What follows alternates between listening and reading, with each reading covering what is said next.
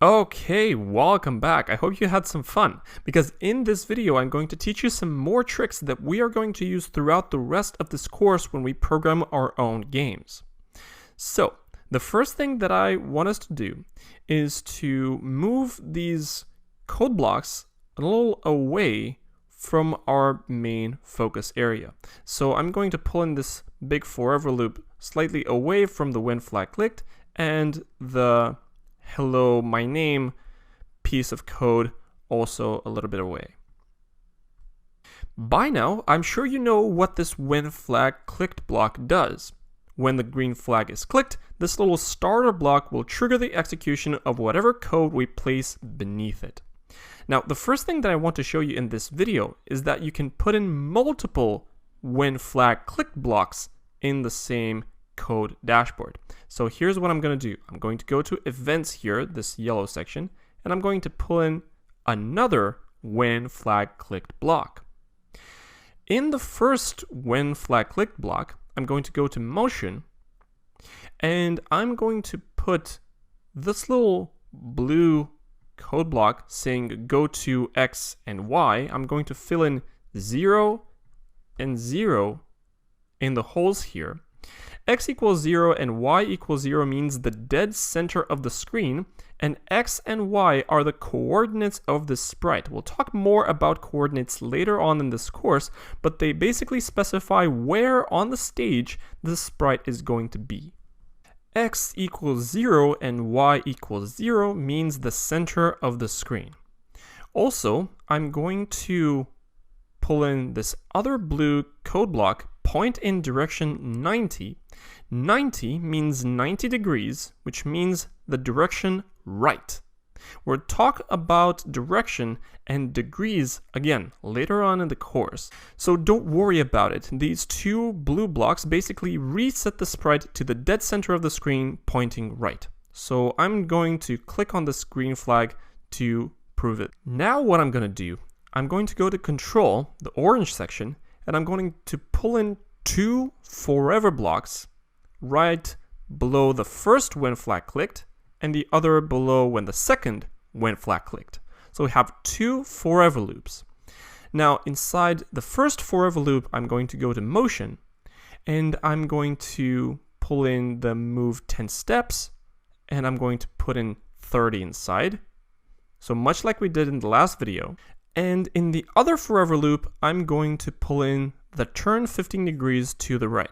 So notice that I've split this move 30 steps and turn 15 degrees to the right in between two forever loops. Now, my question to you is, what do you think is going to happen if I click the green flag now? Let's test. So notice that the cat spins around in circles, and that is because both of these scripts react to the same event, the clicking of the green flag. So when we click the green flag, both the first script and the second script execute independently. So this is the first lesson that I want you to take away from this video. If you have two scripts that are starting with the same thing, they will be executed independently. Alright, let me show you a different thing. I'm going to drag this second when flag clicked block into the code blocks section, which makes it disappear, and I'm going to drag the first forever loop as well. And I'm going to go to control, the orange section, and I'm going to add create clone of myself, and I'm going to pull it right below the blue code blocks.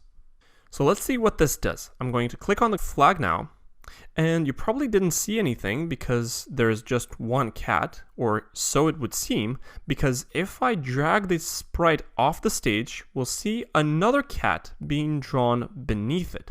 This is called a clone. Clones can also be programmed, and we can do that by dragging this when I start as a clone starter block onto our code environment. So when I start as a clone, and we can put in some code blocks beneath it. Let's go to motion and let's add this move 10 steps right below when I start as a clone. So when the flag is clicked, the original cat sprite will go to the center of the screen and will point right, and it will create a clone of itself. The clone will run the second script starting with when I start as a clone. So let's click on the flag and see what happens. Click. So as you see, the original cat moved to the center of the screen, and a clone got created beneath it, which moved 10 steps to the right.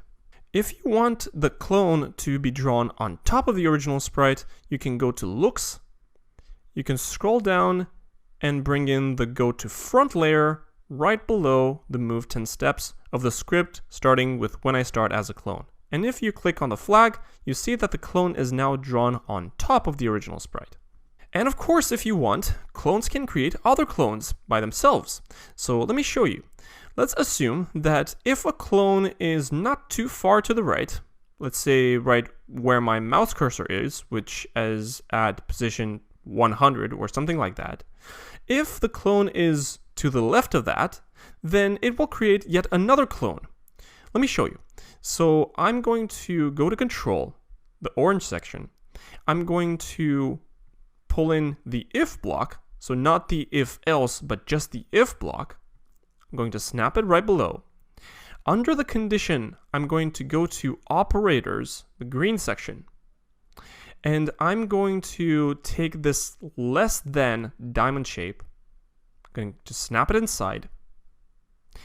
In the first hole of the diamond shape, I'm going to go to Motion, and I'm going to scroll down, and I'm going to drag this rounded shape X position. So if the X position of the clone, that is the horizontal distance between itself and the center of the screen, is less than, and let's put a number, say 100. So if the X position of the clone is less than 100, then let's make the clone wait for a second and create yet another clone of itself. So I'm going to go to Control, the orange section, and I'm going to pull in wait 1 second, and then scroll down, and I'm going to add a clone of myself. So the clone script goes like this. When the clone starts, it moves 10 steps to the right. It goes to the front layer, means it's drawn on top of the other sprites. And if its position is less than 100, that means if it's not too far right, then it waits for a second and it will create a clone of itself. The other clone will run the same script again. It will move 10 steps, it will go to the front layer. If its position is less than 100, then it will wait for a second and create a clone of itself. Then all the clones will be drawn 10 steps further from one another until one of them is too far to the right, which means that this if block will not get executed because its X position will be greater than 100. That means it's too far to the right. So that's in theory, at least. Let's click on the green flag and test. So flag, and we have every second a new clone being created 10 steps further from the old clone, until hopefully at the end the last clone is too far to the right and the script will stop, which seems to be the case. Now, if you want to make this a little faster because 1 second is downright boring, you can fill in, instead of 1 second, to say 0.1 seconds. Now, if you don't know decimals, 0.1 means 1/10 of a second. So 10 times shorter waiting time, which means 10 times as fast. So if I click on the flag again, we'll see this very nice translating shadowing effect for the cat. This is pretty cool. Now you can do all sorts of stuff with these clones. Let me show you. If I go to Looks, the purple section, and if I drag in the change size by 10 and put it below the other purple block, the clone will move 10 steps, will go to front, means it will draw on top of everything else, and it will change size by 10. That means it will grow, and if the position is not too far to the right, it will create another clone. So let's test this. If I hit the flag again, notice what's happening. The cat creates clones increasing in size, which creates this very nice effect that the cat moves towards you. This is so cool. I have another idea to create a little ghost effect by changing the transparency of these ghosts. Let me show you. So I'm going to drag the if block away, put the change size by 10 away here and get rid of it, snap the if block back, and I'm going to go to control and I'm going to add a repeat 10 block, and I'm going to put it into the open space, and I'm going to go to the looks purple section, and I'm going to add this purple change color effect by 25, and I'm going to change color to say ghost. The ghost effect is simply the transparency effect on the sprite. A ghost effect of 0 means a fully visible sprite, and a ghost effect of 100 means a fully invisible sprite, so a fully transparent sprite. So if I do repeat 10 and change the ghost effect by 10, 10 times 10 means 100. So progressively, over 10 repetitions, I'm going to make a sprite increasingly transparent. So here's what I'm going to do. I'm going to move this when I start as a clone script a little below, and put this repeat 10 block to the original sprite when flag clicked.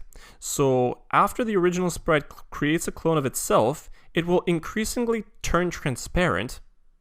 Okay, and then I'm going to right click on this repeat 10 block and I'm going to duplicate it, and I'm going to add it at the end of the clone script. So when a clone starts, it will move 10 steps, it will go to the front, that means it will be drawn on top of the other sprites. If it's not too far to the right, then after 0.1 seconds it will create a clone of itself, and then over 10 repetitions it will become increasingly transparent until it's become fully invisible. So the clone will also become increasingly invisible. Let's click on the green flag and see the end effect of that. So, flag. Wow. Let's click on the flag a bunch of times to see this effect. See how the clones become increasingly transparent and the new clone is always visible? Wow, this is awesome. So you can now program these sprites to create these really cool effects on the screen. I'm really proud of you. In just half an hour, you already learned a lot. So I'll leave this project to you to play around with these sprites and create your own effects if you want, and I will be waiting for you in the next video.